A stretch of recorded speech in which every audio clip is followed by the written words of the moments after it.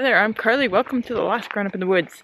Today, I am going to be licking some ant butts. Years ago, a co-worker at summer camp showed me how to lick the butt of ants. They were the larger black ants, the ones that weren't carpenter ants, and they tasted like lemons because they released formic acid, supposedly as a defense mechanism.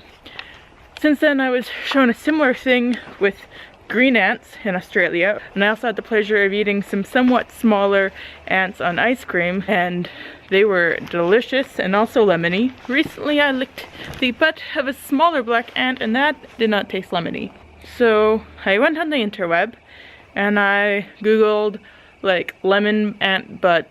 So the most common ants around here are all in the genus Formica. There are dozens of species, and you may think that they were named after formic acid. It turns out formic acid was named after the ant. Formic acid was once processed by like mashing up a bunch of ants. Formic acid is also the stinging compound in stinging nettle. Amongst my internet searching, I found an account of someone who got squirted in the eye when they were invading a ant nest. Now it turns out that ants in the genus Formica are known as wood ants, or thatching ants, or field ants, or mound ants.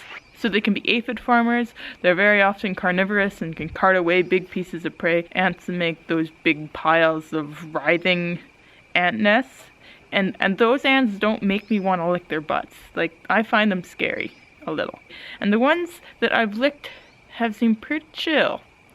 So that being said, I'm going to go lick some butts. Sorry guys. Who am I kidding? I'm about to eat one of you. Ooh. That had too much of a bite to it. How about you?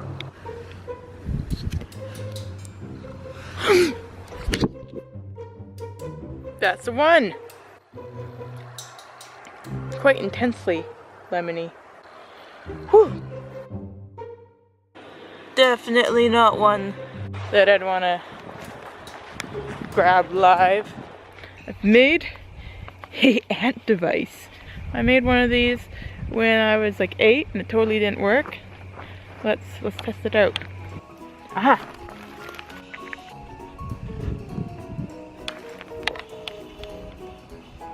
I got him!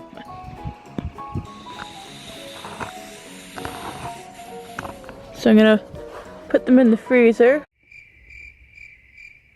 Okay, I've got my adorable little frozen ants. So I was doing some more research last night because ants are fascinating, and all ants in the subfamily Formicinae produce formic acid. Ants in the genus Formica that I was talking about yesterday, that's the wood ants or thatching ants or whatever, that contain a huge variety of ants, are in that, and also carpenter ants. So I guess carpenter ants would also be a little bit tasty. So if they have mandibles that are big enough, they'll bite into human skin and then spray their formic acid into it. Some of them just spray the formic acid straight at you. So a lot of the black ones, I guess, don't have the jaws. Fun fact, the crazy ant, which is another formic acid producing ant, will defend itself against the fire ant by spraying itself with formic acid. So now I've got them on a plate with dirt. I sucked up a lot of dirt. So let me go get some tweezers. Okay, bigger one first. You know, it's weird that when they're living it seems a little bit less disgusting. Now it's kind of weird.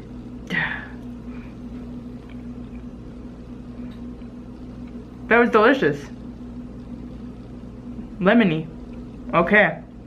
Little one, let's see if they taste the same. They had a little bit more of a bite to it when I licked them, but yeah.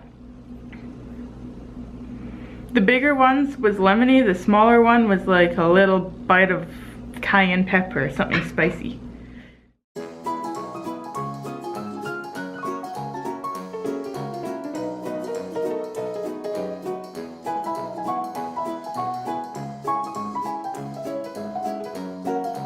I'm ready for my daily dose of antacid.